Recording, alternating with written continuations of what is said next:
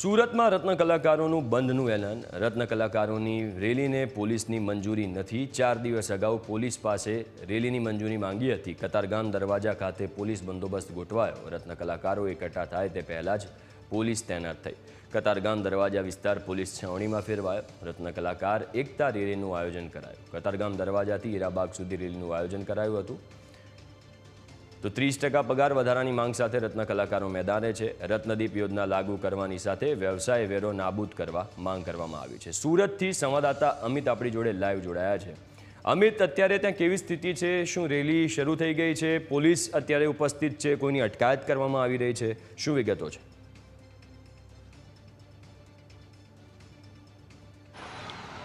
જી, ચોક્કસથી આજે વાત કરવામાં આવે રત્ન કલાકારોની વેદનાની કે આજે રત્ન કલાકારોનો વિરોધ કહો કે સરકાર પાસે રજૂઆત કહો, સુરતમાં સામે આવી છે। સુરતના રત્ન કલાકારો છે રસ્તા પર આવ્યા છે। ડાયમંડ વર્કર યુનિયનના નેજા હેઠળ આજે વિરોધ રેલી છે તે યોજવામાં આવી રહી છે। જે અલગ અલગ સાત રજૂઆત છે તે કરવામાં આવી રહી છે। રત્ન કલાકાર કલ્યાણ બોર્ડ બનાવવામાં આવે, રત્ન કલાકારોને આર્થિક પેકેજ આપવામાં આવે, મોંઘવારી મુજબ પગાર અને ભાવમાં વધારો કરાય, મજૂર કાયદાનું પાલન કરાય, આ ઉપરાંત વ્યવસાય વેરો નાબૂદ થાય, આપઘાત કરનાર રત્ન કલાકારને આર્થિક પેકેજ આપવાની માગણી છે તે કહી શકાય। શું રજૂઆત રત્ન કલાકારો સાથે વાત કરી, શું કહેશો? હીરામાં બહુ ભાવ ઘટાડો કરી રહ્યા છે અને દર મહિને ભાવ ઘટાડો કરી રહ્યા છે, તો કારીગરોને ભાવ મળતો નથી અને કામ પણ થતું નથી। કેટલી તકલીફ પડે છે અત્યારે? તકલીફ તો પૂરેપૂરી પડે છે। દર વર્ષે મોંઘવારી વધતી જાય છે। સાંસદોને મોંઘવારી અને સરકારે અધિકારી મોંઘવારી નડે તો શું અમે રત્ન કલાકાર મોંઘવારી નહીં નડતી હોય? અમારે સરકારને એક જ રજૂઆત છે કે એ પેકેજ જાહેર કરે રત્ન કલાકાર માટે અને અમારું જે શોષણ થતું છે એ અટકાવે, બસ। એટલે તો કેટલી તકલીફ અને કેટલી કપરી પરિસ્થિતિમાંથી રત્ન કલાકારોની હાલત અત્યારે બહુ જ ખરાબ છે। 2 વર્ષથી કન્ટિન્યુ મંદીમાં સંકળાયેલો આ રત્ન કલાકાર અત્યારે આત્મહત્યા ઉપર વહી ગયો છે। ત્યારે અમારી અફવા પાસે કોઈ રસ્તો નથી, ત્યારે અમે હડતાલનું એલાન કરી અને અત્યારે અમે શાંતિપૂર્ણ રીતે અમે રેલી કાઢીએ છીએ કે તમામ રત્ન કલાકારો આ રેલીમાં જોડાય અને કાલથી હડતાલમાં પણ જોડાય એવી તમામ રત્ન કલાકારોને મારી એક વિનંતી છે। અને કારીગરો બહુ જ હેરાન થાય છે। અમારી માંગ છે રત્ન કલાકાર કલ્યાણ બોર્ડ બનાવવામાં આવે, પછી રત્નદીપ કૌશલ્ય વગેરે યોજના જે છે ફરી શરૂ કરવામાં આવે, આત્મહત્યા કરતા રત્ન કલાકારોના પરિવારને સરકાર રાહત આપે અને વ્યવસાય વેરો દર મહિને 200 રૂપિયા કપાય છે તે તાત્કાલિકના ધોરણે નાબૂદ કરવામાં આવે। ચોક્કસથી એટલે કે રત્ન કલાકારોની જે માગણી છે તેને લઈને હાલ અહીંયા જે રેલી છે તે શરૂ થઈ ગઈ છે। રત્ન કલાકારોના હાથમાં પોસ્ટરો જોવા મળી રહ્યા છે। ભાવેશ સાથે વાત કરીશું। ભાવેશભાઈ, શું કહેશો? આજે રસ્તા પર ઉતરવું પડ્યું રત્ન કલાકારોને? 20 દિવસ પહેલા અમે અલ્ટિમેટમ આપ્યું હતું કે રત્ન કલાકારોના ભાવ વધારા માટે અમને જો ઉચ્ચ સ્તરીય ભાઈ શું રજૂઆત કરો છો? ઉચ્ચ સ્તરીય સમિતિ બનાવવામાં નહીં આવે તો રત્ન કલાકારો હડતાલ ઉપર ઉતરશે।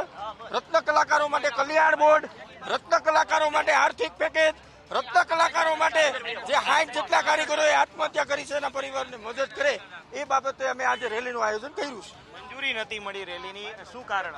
પોલીસ પ્રશાસન અમારી સાથે છે। પોલીસ પ્રશાસનને પણ ખબર છે, સુરતના કમિશનર સાહેબને પણ ખબર છે કે પોલીસ કમિશનર સાહેબને પણ ખબર છે કે રત્ન કલાકારોની માંગણીઓ વ્યાજબી છે, એટલા માટે આજે શાંતિપ્રિય રીતે અમે આંદોલન કરી રહ્યા છીએ। આગામી દિવસોમાં કઈ રીતની રણનીતિ રહેશે? આગામી દિવસોમાં જો અમારી માંગને સંતોષકારક જવાબ દેવામાં નહીં આવે તો અમારી રણનીતિ ભૂખ હડતાલ અને ધરણા પ્રદર્શનની રહેશે। ચોક્કસથી એટલે કે ભૂખ હડતાલ સહિતના કાર્યક્રમો રત્ન કલાકારો આપશે।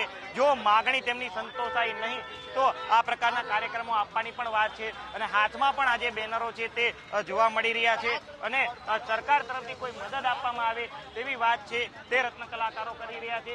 રત્ન કલાકારોનો પગાર છે વર્ષોથી વધ્યો નથી। જ્યારે મંદી આવે છે ત્યારે પગાર કટ થાય છે, પરંતુ તેજીના સમયમાં પગાર વધતો નથી। ત્યારે આવી અનેક સમસ્યાઓ છે। આપઘાત કરનાર રત્ન કલાકારના પરિવારને કોઈ પણ આર્થિક સહાય મળતી નથી, એટલે કે કપરી પરિસ્થિતિમાંથી હીરા ઉદ્યોગ અત્યારે પસાર થઈ રહ્યો છે। તેવામાં રત્ન કલાકારોને મદદ મળે તે માટે સુરતમાં રત્ન કલાકારોનો વિરોધ કહો કે પછી સરકાર સમક્ષ નમ્ર રજૂઆત કહો, આ રત્ન કલાકારોની રેલી આજે રસ્તા પર નીકળી છે અને આગામી દિવસોમાં હડતાલનું એલાન પણ રત્ન કલાકારો દ્વારા આપવામાં આવ્યું છે અને રેલીને મંજૂરી મળી નથી છતાં પણ પોલીસના સહયોગથી આજે રત્ન કલાકારોએ રેલી કરી પોતાની માંગ છે તે સરકાર સમક્ષ મૂકી છે। જી, બિલકુલ અમિત, રત્ન કલાકારો સતત પોતાની માંગ સરકાર સમક્ષ મૂકી રહ્યા છે અને ક્યાંક વ્યાજબી માંગ પણ છે એમની, કારણ કે છેલ્લા ઘણા સમયમાં હીરા ઉદ્યોગમાં ખૂબ જ મંદી ચાલી રહી છે. પણ અહીંયા આજે રેલીનું આયોજન કરવામાં આવ્યું છે. પોલીસની પરમિશન હતી નહીં, તેમ છતાં રેલીનું શાંતિપ્રિય રીતે ભલે આયોજન કરવામાં આવ્યું હોય, પણ પોલીસની પરમિશન નહોતી. પણ પેલા જે ભાઈ હતા એવું કહી રહ્યા હતા કે પોલીસ પ્રશાસન તેમની સાથે છે. કેટલી મોટી સંખ્યામાં લોકો ત્યાં એકઠા થયા છે, કઈ રીતનો વિરોધ છે, બેનર્સમાં શું લખ્યું છે, એમની માંગ શું છે, આ તમામ વિગતો જણાવો.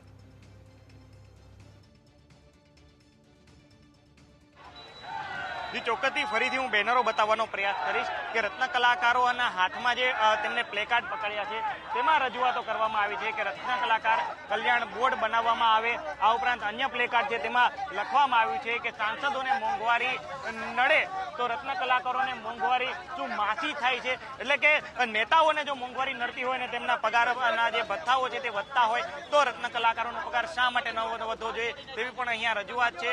આ ઉપરાંત રત્ન કલાકારો પાસેથી લેવામાં આવતો વ્યવસાય વેરો નાબૂદ કરવાની અહીંયા માંગણી કરવામાં આવી રહી છે. આ ઉપરાંત અન્ય એક જે પ્લેકાર્ડ છે તેમાં લખવામાં આવ્યું છે કે હીરા ઉદ્યોગમાં હીરાની સાથે રત્ન કલાકારો પણ ઘસાઈ રહ્યા છે, એટલે કે પથ્થરને ચમકતો કરનાર રત્ન કલાકાર હાર જે છે તે મુશ્કેલીમાં મુકાયા છે, કપરી પરિસ્થિતિમાં મુકાયા છે. લખવામાં આવ્યું છે મકાનના હપ્તા, બાળકોનું શિક્ષણ ફી ભરવામાં આર્થિક પેકેજ જાહેર કરો, એટલે કે ક્યાંક ને ક્યાંક મકાન જે રત્ન કલાકારોનો સહારો કહી શકાય, ઘરની છત કહી શકાય, ઘરનું ઘર કહી શકાય, તેના હપ્તા પણ નથી ભરાતા અને તે જ તમામ બાબતોને લઈને હાલ રત્ન કલાકારોને રસ્તા પર ઉતરવું પડી રહ્યું છે. અને ફરીથી અન્ય રત્ન કલાકારો સાથે વાત કરવાનો પ્રયાસ કરીશું. શું કહેશો, શા માટે રસ્તા પર આવ્યા છો? અરે અત્યારે માંગો પૂરી થતી નથી. અત્યારે બહુ જ મોંઘવારી વધી ગઈ છે અને હીરામાં બહુ ઓછું વળતર મળે છે અને કામ વધારે કરવું પડશે. એના કારણે બધા અત્યારે શાંતિ આંદોલન હીરામાં જારી કર્યું છે અને સરકારને નમ્ર અપીલ છે કે જલ્દી રત્ન કલાકારોની માંગ પૂરી કરે, એટલે જ અમારી વિનંતી છે. ચોક્કસથી અન્ય લોકો પણ છે, તેમની સાથે પણ વાતચીત કરવાનો પ્રયાસ કરીશું. એક કાકા છે. કાકા, શું કહેશો, આવડી મોટી ઉંમર થઈ તમારી, શા માટે રસ્તા પર આવવું પડ્યું? આને માટે ભાવ વધારવા માટે જ આવ્યું સાહેબ, બીજું કઈ નહીં. કેટલી તકલીફ પડે છે? તકલીફ તો પડે જ ને સાહેબ. આજે પગાર ઓછા કેમ ચાલે? તમે વિચાર તો કરો. એટલે પાણી માણસ મિનિમમ 10 થી 15 હજાર હોય તો શું ચાલે? ત્યાં 10 હજારમાં કંઈ ચાલે એવું છે? તમે વિચાર તો કરો છો. શું માંગણી છે સરકાર? ભાવ વધારો કરે તો ચાલુ રહે, બરાબર. તો માણસ કોઈ અટવાય બી નહીં હોય. પબ્લિકનું કારીગરનું શોષણ કરે એવું કોઈ ઉપર થવું જોઈએ. કારીગરો છે ને પક્ષણ આપતા નથી આ લોકો, બરાબર. પગાર ચૂકવતા નથી બરાબર, અને મફતના ભાવમાં કામ કરવું શેઠિયાઓને. અને આવી કરોડો રૂપિયાની બિલ્ડિંગ બનાવે તો રૂપિયા કાઢી આવે છે, કારીગરોને આપવા નથી.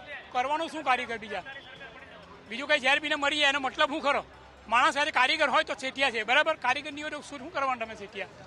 હે ચોક્કસથી, એટલે કે આ વ્યક્તિની વેદના જ કહી શકાય કે કઈ રીતની પરિસ્થિતિમાંથી આ ઉદ્યોગ છે તે પસાર થતો હશે. લોકો છે અહીંયા રસ્તા પર આવ્યા છે, લોકો સાથે વાત કરીશું. કેટલી તકલીફ પડે છે ઘર ચલાવવામાં? અરે ઘર ચલાવવામાં અત્યારે પૂરી ફીના પૈસા નથી થતા અને મોંઘવારી એટલી થઈ ગઈ છે અને કારીગરોને પૂરતો પગાર આપતા નથી અને કામ સારું માંગે છે અને ભાવ પૂરતો આપતા નથી કઈ.